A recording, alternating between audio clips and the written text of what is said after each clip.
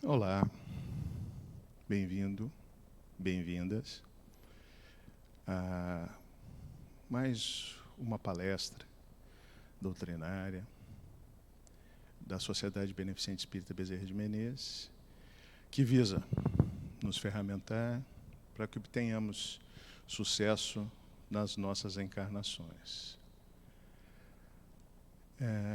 Vamos fazer uma oração antes de começar, para harmonizarmos.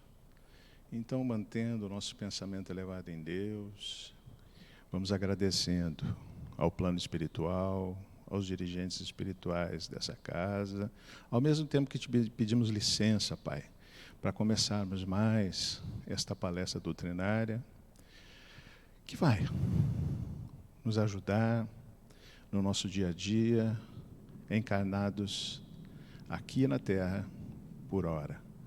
Pedimos, Pai, que os benefícios dessas palavras intuídas pela espiritualidade maior cheguem a todos os corações que necessitarem e que façam, inclusive do nosso, uma morada permanente para que tenhamos a clareza dos nossos objetivos e dos nossos destinos. Pedimos que os nossos trabalhos transcorram dentro de um clima de paz, de amor e de muita harmonia com todos. Que assim seja, graças a Deus.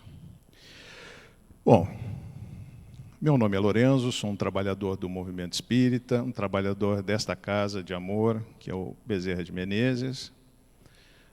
E hoje, coube-nos conversar sobre fé, né?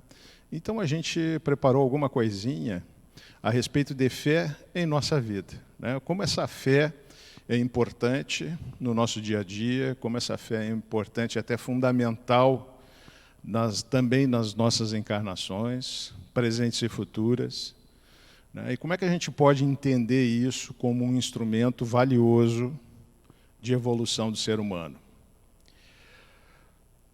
Todos os orbes são classificados de acordo com seu estado de adiantamento. Nós temos os primitivos, provas e expiações que são o nosso, o próximo regeneração, mundos felizes e mundos celestes. Bom, ok. Nós estamos nos mundos de prova e expiação. E o que isso tem a ver com a fé? Tudo. Porque as provas são aquilo que a gente traz para resgatar de encarnações anteriores que a gente ainda não conseguiu resolver. E as expiações são aquelas coisas que ocorrem nas encarnações que nos fazem testar a nossa fé.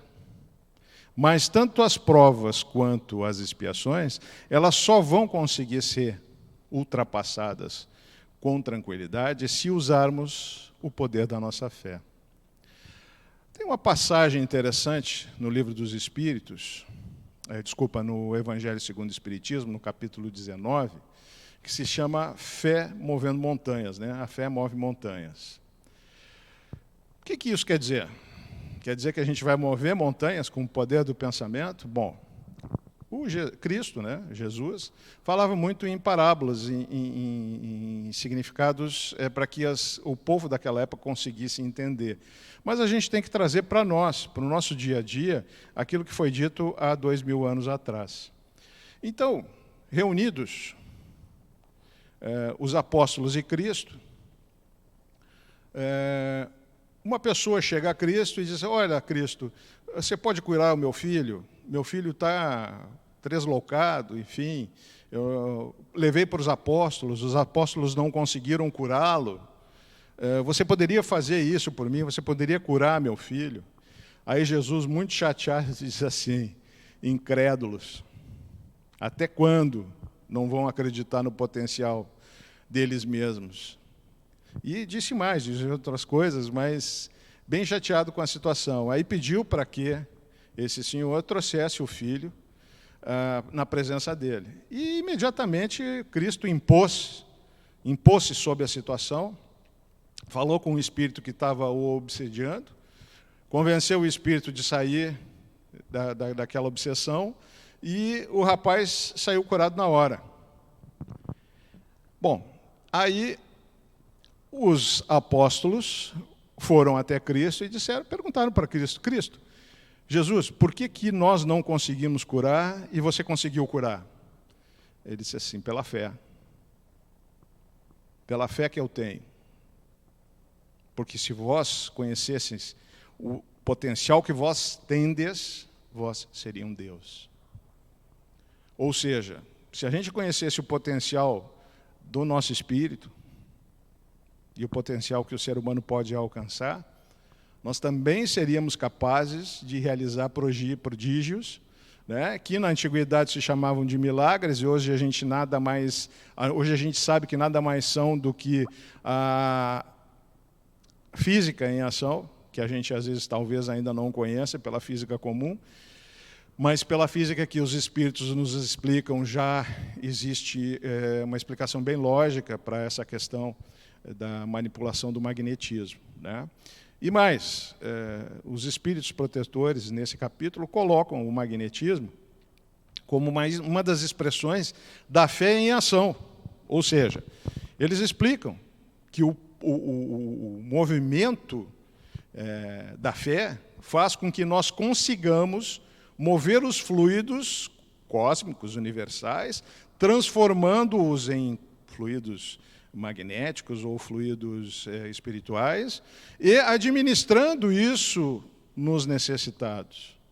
E muitas vezes, de acordo com o tamanho que a fé que a gente tem nesse processo, obtendo curas. Mas isso não é milagre. Isso é o ser humano, são capacidades do ser humano. E todas elas movidas pela fé. E mais, eles dizem que a fé é a base da regeneração. Então, o que a gente depreende disso? Nós estamos num planeta de provas e expiações, nos movimentando ou numa fase de transição planetária para um planeta em regeneração.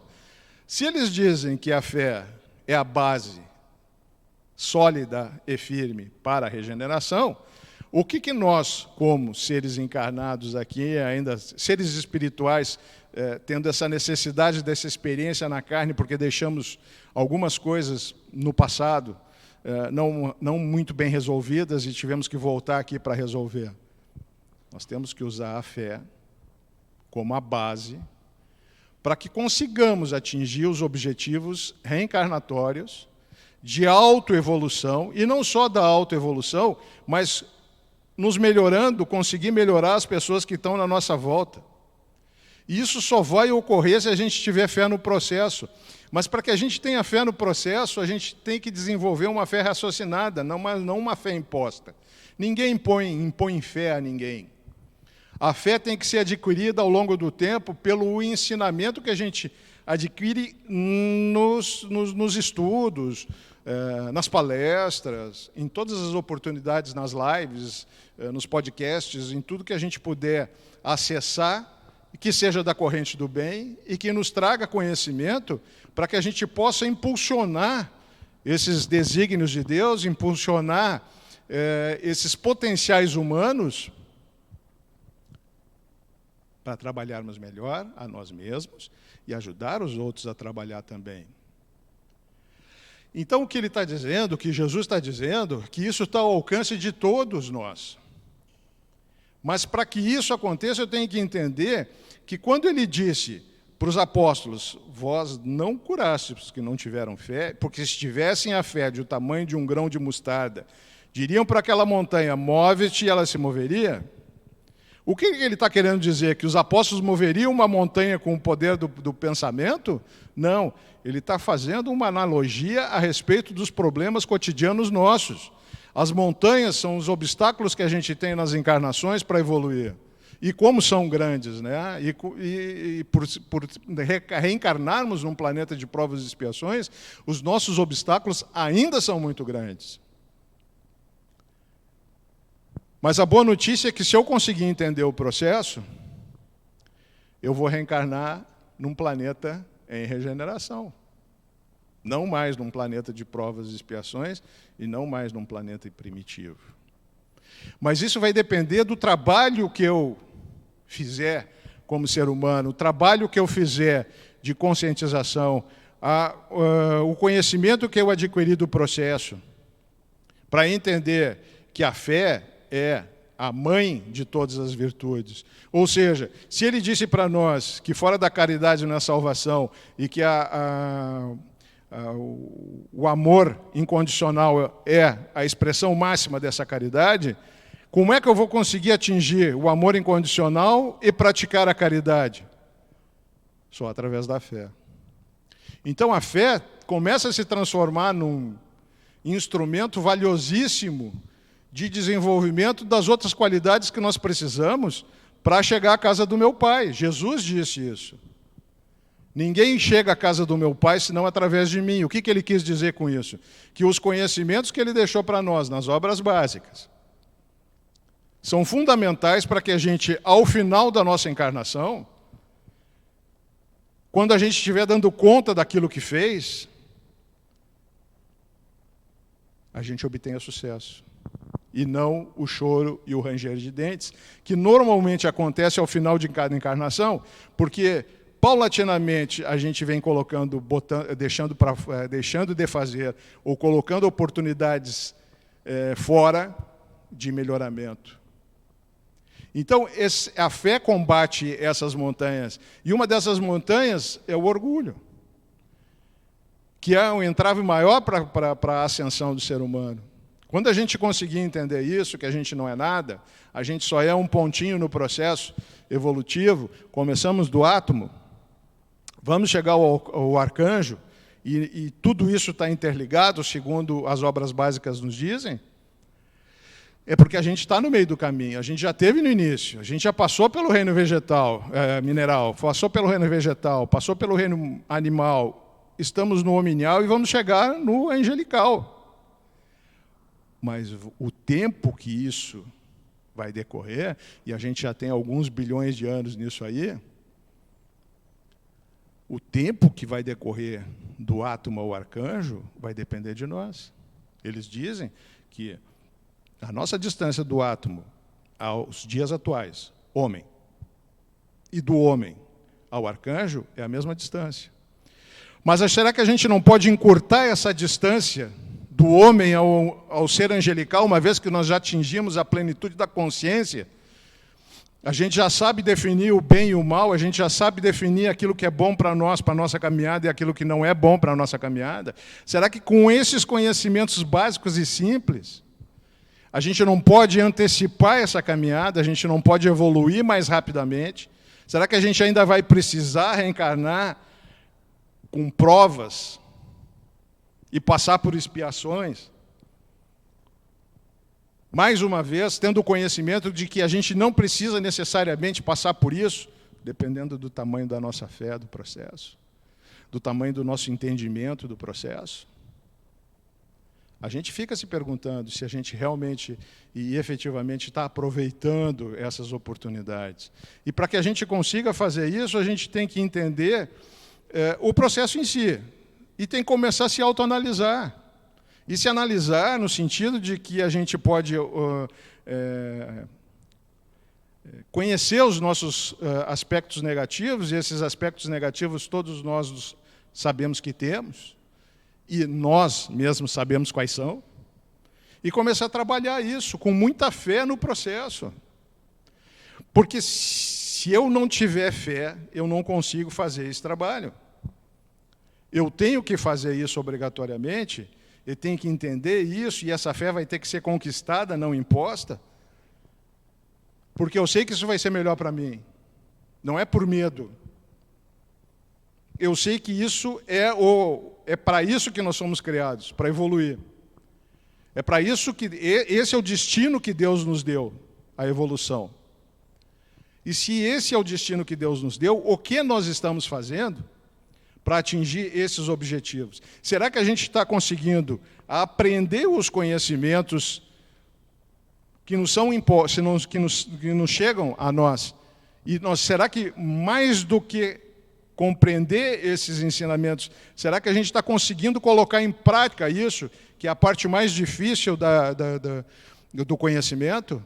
Não é o adquirir o conhecimento, é colocar em prática esse conhecimento.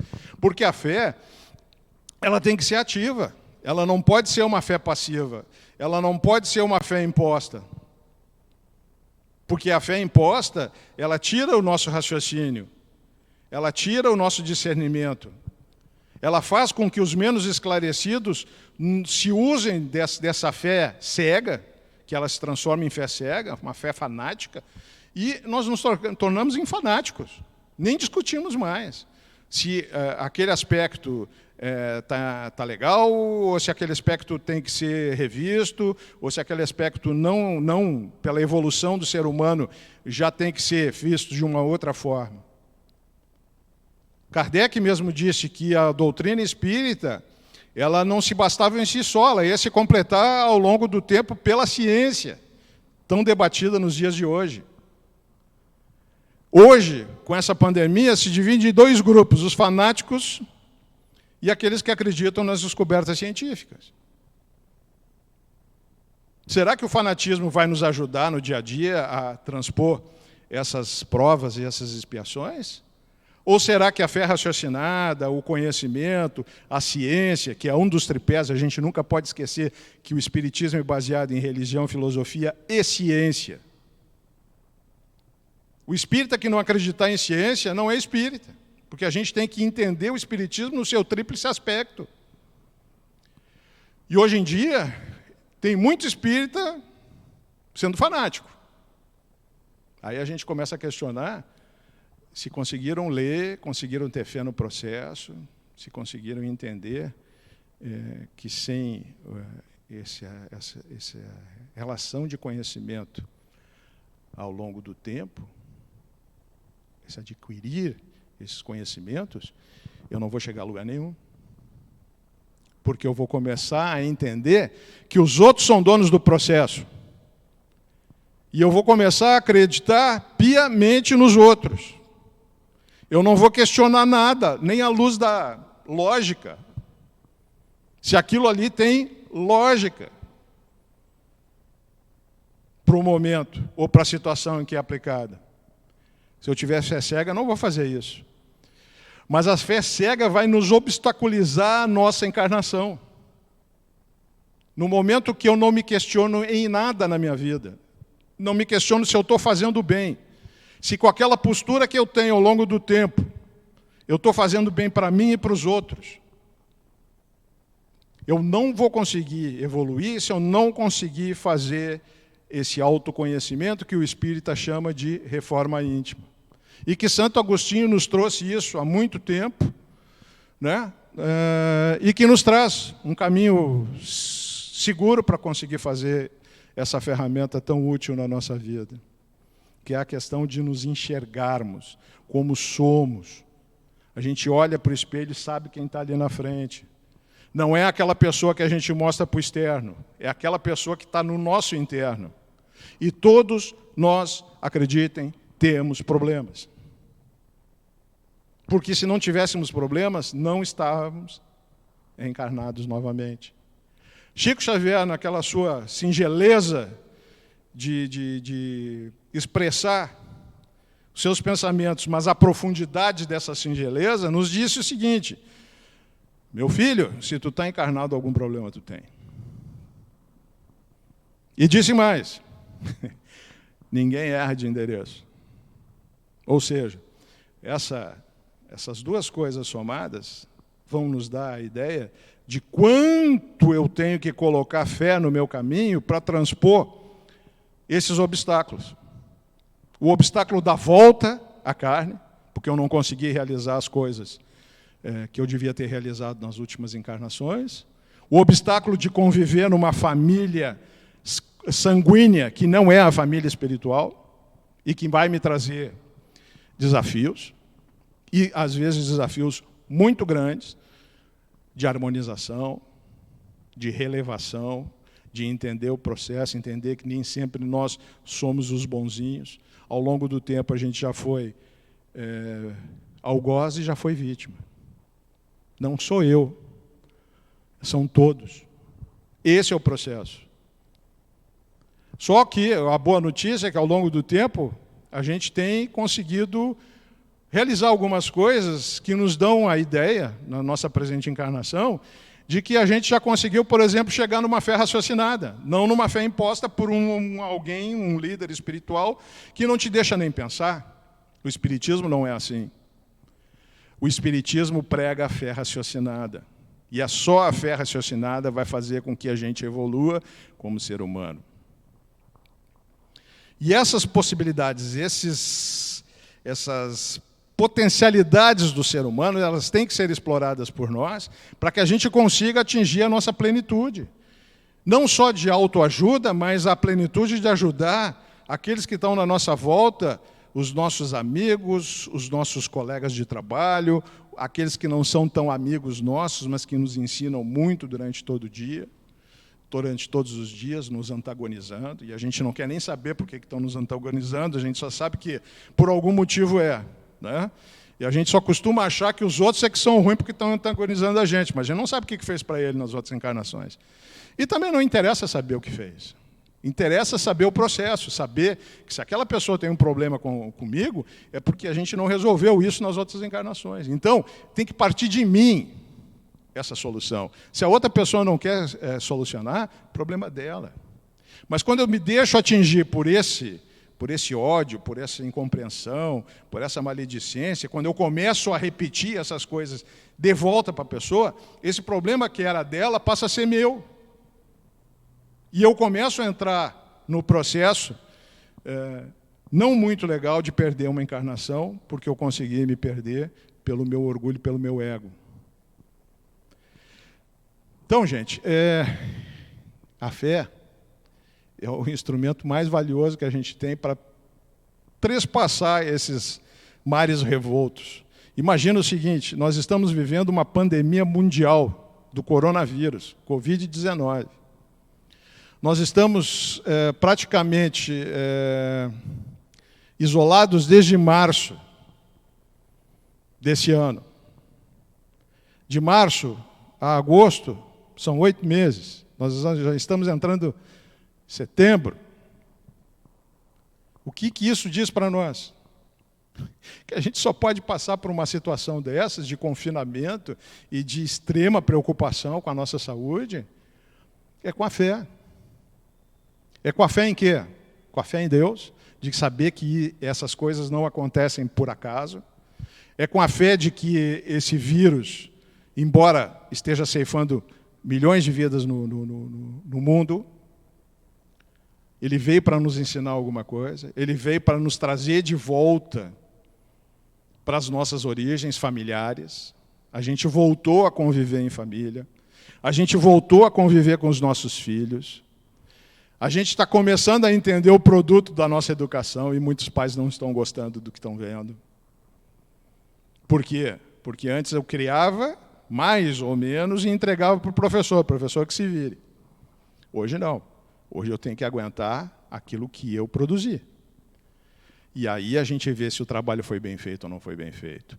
Mas para nós mesmos, às vezes a gente chega num ponto de cansaço, de extenuação desse confinamento, desses cuidados, dessa preocupação constante de andar de máscara, usar álcool gel, manter a distância. E isso é ciência, pessoal. Isso é ciência, e a gente tem que praticar a ciência. Até que Deus ilumine os nossos médicos e os nossos cientistas, e que seja a hora, chegada a hora da nossa prevenção através da vacina, nós vamos ter que estar nesse processo de aprendizado profundo que foi essa pandemia para nós. Mas eu tenho que entender esses ensinamentos e tenho que tirar esses ensinamentos disso aí. Eu tenho que conseguir enxergar aquilo que está na nossa frente. Enxergar que isso veio para trabalhar a nossa fé também. Mas a fé raciocinada em situações, em médicos, em cientistas. Quando a gente está doente, a gente procura um médico ou procura um político? No nosso dia a dia, nós procuramos um médico, nós procuramos alguém da ciência. Então, a nossa vida tem que ser baseada na lógica e utilizar na prática aquilo que nós aprendemos. O espírita é assim. O espírita acredita na religião, acredita na filosofia do espiritismo, e a gente tem que praticar a filosofia do espiritismo, mais do que tudo, acreditamos na ciência. E nessa hora tão grave da humanidade, a gente tem que se agarrar a o quê? A fé. A fé vai fazer com que a gente passe por essas provas, essas expiações. E se a gente entender que a pandemia, a peste, é uma das destruições necessárias, descritas no Livro dos Espíritos, na lei da destruição, a gente vai começar a entender que a gente ainda precisa